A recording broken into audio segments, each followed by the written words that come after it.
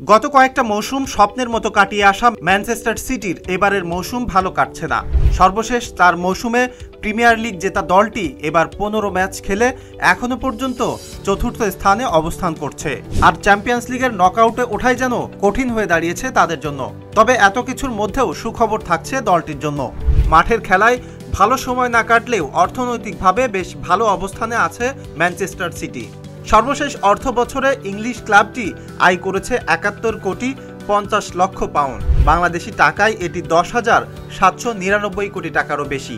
English premier লিগের কোনো club হিসেবে এটি এক অর্থ বছরে সবচেয়ে বেশি আয়ের রেকর্ড।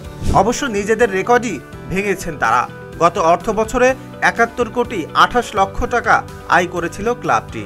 ইংলিশ গণমাধ্যম বিবিসির প্রতিবেদন অনুযায়ী 2022-23 মৌসুমে ট্রেবল জিতে যতটা আয় করেছিল সিটি, তার চেয়েও এবার 22 লক্ষ বেশি পাউন্ড আয় করেছেন দলটি।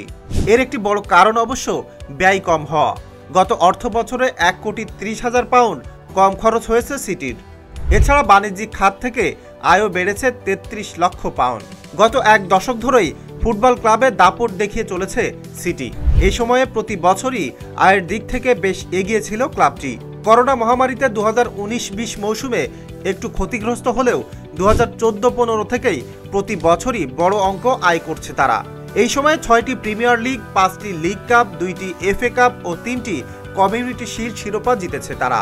এছাড়া বড় পরিসরে চ্যাম্পিয়ন্স লিগ, ক্লাব বিশ্বকাপ ও উয়েফা সুপার কাপের মতো শিরোপা জয় করেছে তারা।